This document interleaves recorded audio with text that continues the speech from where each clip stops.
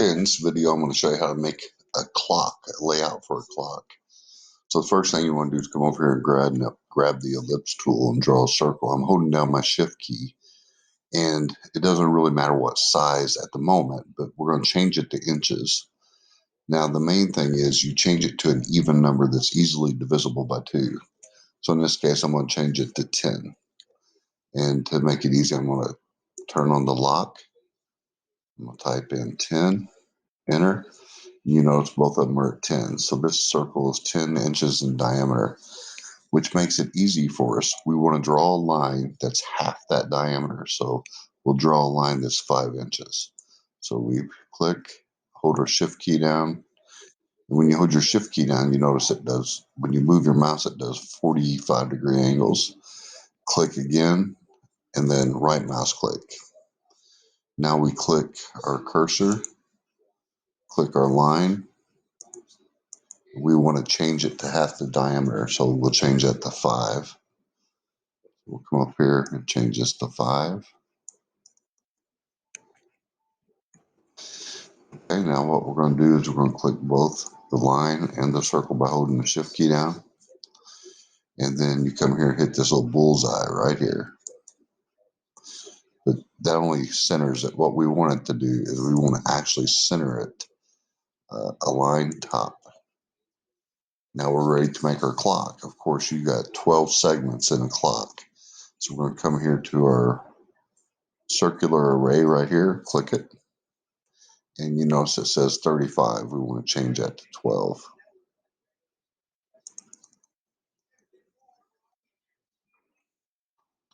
And now we have 12 segments for a clock,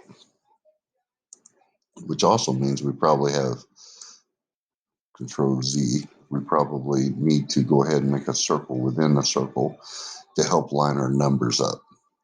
So the next thing we're going to do is we'll just type our numbers real quick.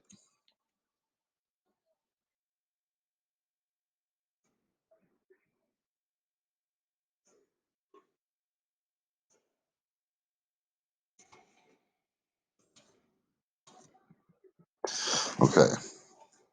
Now we click our cursor, and you notice they're still connected to each other. So we're going to change it to a path. Now we can grab each number and move it. So we're going to start with the 12. But the 12 is 2 different numbers here. So what we want to do is highlight both, and we want to group those. So group or Control G, and then we bring that over here and place it in our clock. But the problem we're going to have here is we can't actually see how to align it. So what I like to do is come here and click on the circle, click this tool here, and we want it to go inwards.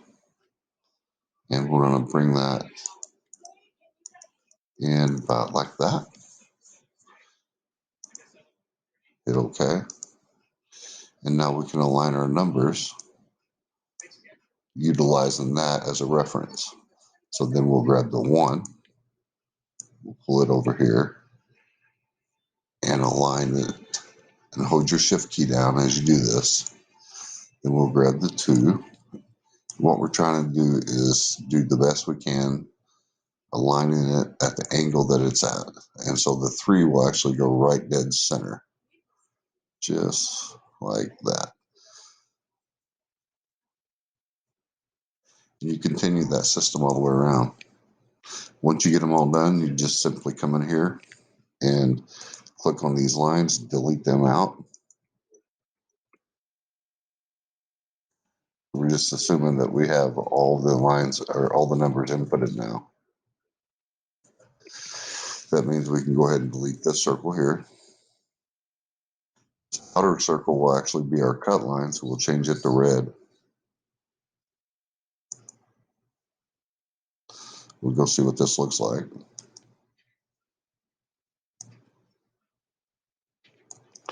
And the reason that error message is coming up is we need to select these as output right here. We'll come back and look at this. You can see our clock's taking shape. The next thing you want to do is we need to have a center hole. So I'm going to highlight all of this and group it real quick. And then what I want to do is draw a perfect circle, hold my shift key down, and the clocks that I make are 7 millimeters. So I'm going to change this to millimeters, and we'll come in here and type 7. And I say the clock insert actually is 7 millimeters. So this hole is now 7. So we click on it. Got to click our cursor first. Then we click on this object. We're going to go ahead and hit center. And you can see that it centered it perfectly in there. And now you're ready to cut this out. And when you cut it out, you can insert your clock in the back.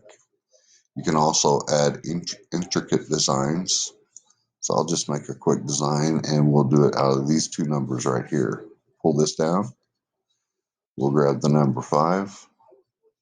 We'll pull it over to where it connects with the 4. Highlight both of those and we'll click our circular array.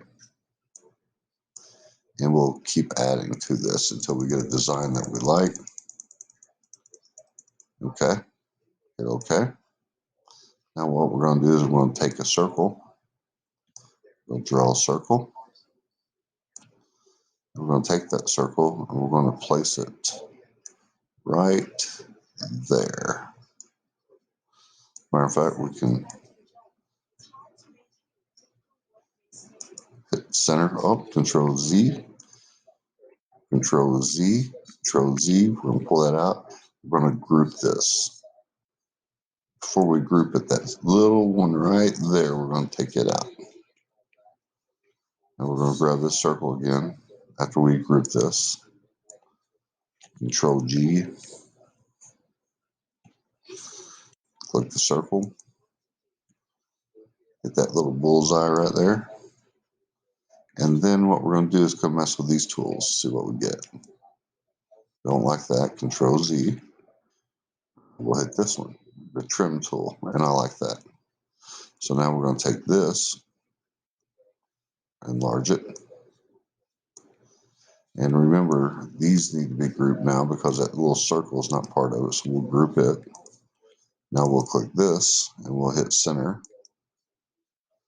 Pull this all back over here. Now we can grab this, pull it out a little bit more. Control Z. If I hold my shift key down, let's see what happens. Nope. Control Z. Hold my control key down, see what happens. So it keeps it right in the center when I hold my control key down. So there's our clock. Let's go see what it looks like. And there you go. Of course, that's not what I would actually print out, but I've just given you some ideas of what you can do. I hope that helps you out.